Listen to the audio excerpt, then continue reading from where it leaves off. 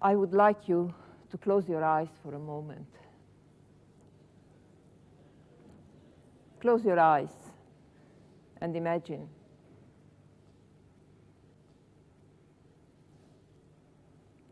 You sit in a dark wagon. There is only a little light coming in one of the small windows. And you think, as long as I can see the names of the stations in Hungarian, I can hope that we are taken to the inner part of Hungary. It's very crowded in the wagon. You sit next to your mother and father and your sister and feel a little bit of comfort that you are together, but at the same time you are very worried what's going to happen. It's warm. The air gets more and more heavy, and the temperature rises in the wagon. And the train goes, stops, starts again, it stops. It's evening, it's morning, it's evening, it's morning. There is no more water. You ask for water, nobody will give you water. And it's evening and it's morning.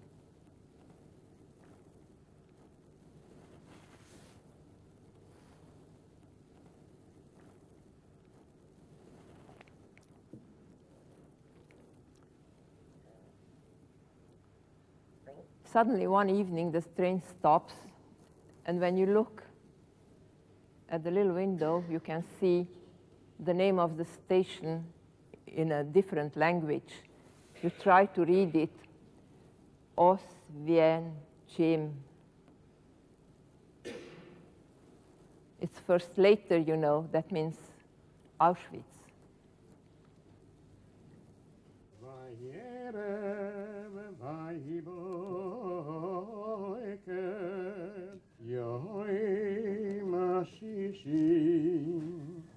ויכלו השמיים ורץ וכל צבאם ויכל אלוהים ביום השביעי מלאכתו אשר עשו וישבויד ביום השביעי מכל מלאכתו אשר עשו.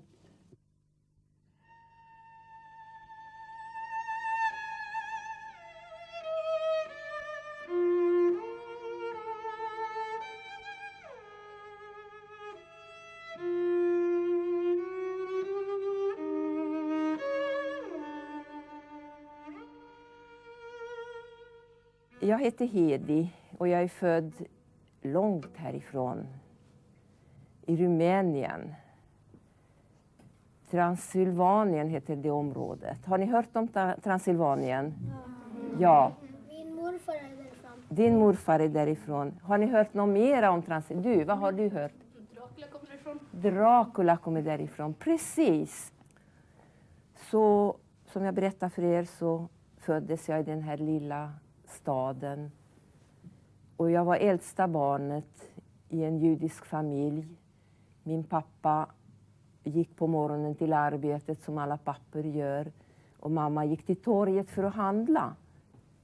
Men vet ni, när jag var ungefär lika gammal som ni, då hörde jag plötsligt på radio en elak röst som röt mycket grymt. Han skrek. Och så var det andra som ropade i kör efter honom. Och jag tänkte, det där låter så väldigt, väldigt skrämmande. Vad kan det vara? Så jag frågade mamma, vad är det för någonting? Och då sa mamma, ja, det är bara en elak man i Tyskland. Och Tyskland är så långt borta, det ska vi inte bry oss om. Och stängde av radion. Förstår ni vem det var? Säg det. Precis. Och då var jag lika gammal som ni. Och då sa mamma, bry dig inte om det, det är så långt borta. Så jag brydde mig inte om det och fortsatte. Då gick jag redan i skolan.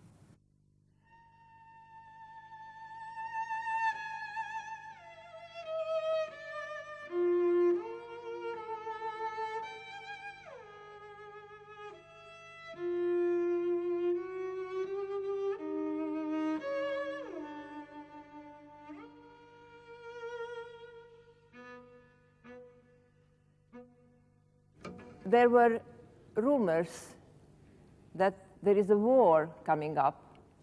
I got afraid, and I was hoping that there will be no war, because in case of war, my father will be asked to join the army, and there is nothing worse that could happen, I thought at that time.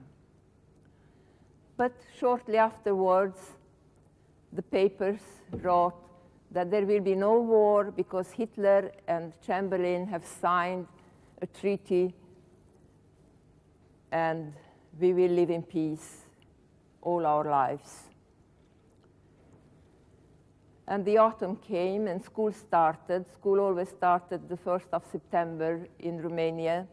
And on my way to school, I meet a friend. She says, war broke out. No, I didn't want to believe her.